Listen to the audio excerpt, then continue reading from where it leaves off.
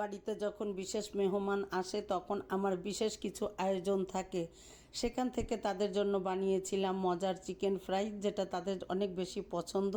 আর আসলে বেশি করে বানিয়ে রাখি যাতে যখনই মন চায় তাদের ভেজে দিতে পারি। এর জন্য আমি বড় দুটো ফার্মের মুরগি নিয়েছি, কেটে ধুয়ে পরিষ্কার করে মাঝখান দিয়ে একটু করে চেরা দিয়ে নিয়েছি, নিয়ে ধুয়ে পরিষ্কার করে একটা স্ট্রেনারে পানিটা ঝরাতে রেখে দিয়ে এবার আমি আরেকটা পাত্রের মধ্যে আদা রসুন দিয়ে দিলাম 4 টেবিল চামচ পরিমাণ, টক দই 1 কাপ পরিমাণ, চায়ের কাপের ধনিয়ার গুঁড়া, লাল মরিচের গুঁড়া, স্বাদ মতো লবণ দিয়ে দিলাম, এখানে তন্দুরি মশলা আর গরম মশলা ভেজে রেখেছিলাম গুঁড়া করে, এটা দিয়ে টমেটো সস, সয়া সস দিয়ে এবার হাত দিয়ে খুব ভালো করে মশলাটাকে মাখিয়ে নিব। এখানে আমি সরিষার তেল দিয়েছি, আর এই ফ্রাইটাতে সরিষার তেল দিলে আরও বেশি স্বাদ হয়।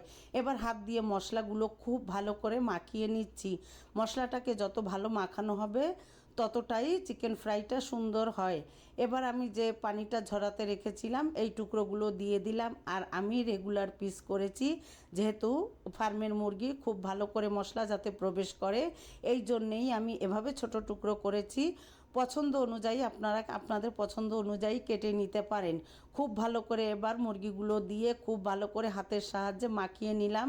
যত ভালো করে মাখানো হবে মশলাটা ততটাই গোশের ভিতর প্রবেশ করবে। আর যেহেতু প্রিয় মানুষদের জন্য বানাচ্ছি একটু ভালোবাসা দিয়েই করে নিলাম। এখানে দিয়ে দিলাম কতটা গোলমরিচের গুঁড়া, আর দিলাম চিনি ফ্লেক্স, আর বেসন আর ময়দা একসাথে চেলে রেখে দিয়ে আমি যখন দরকার হয় এভাবে মিশিয়ে নেই।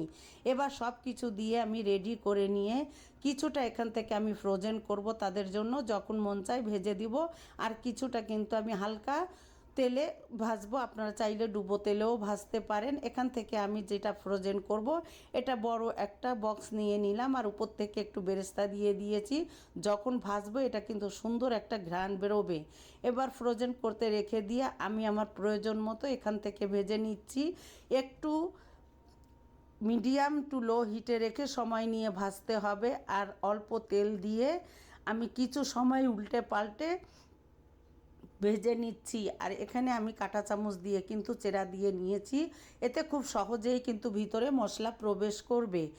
এবার আমি উল্টে পাল্টে 5 থেকে 7 মিনিট আমি ভেজে নিয়ে এবার বিরিয়ানির সাথে পরিবেশন করেছিলাম। এটা বিকালের নাস্তায়ও কিন্তু বেশ ভালো যায়।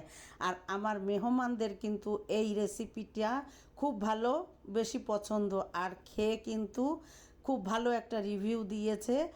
আর আমার এই ভালোবাসার মানুষদের জন্যই আমার যত কষ্ট এই ছোট ছোট আয়োজন, আর সেখান থেকেই আপনাদের সাথে শেয়ার করা। কেমন হলো পুরো ভিডিওটা দেখবেন।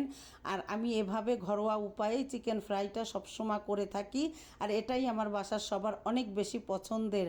আসলে রান্নাটা যার যার পছন্দ অনুযায়ী ভালো লাগলে আমার এই রেসিপিতে একবার হলেও আপনারা করে খেয়ে দেখবেন।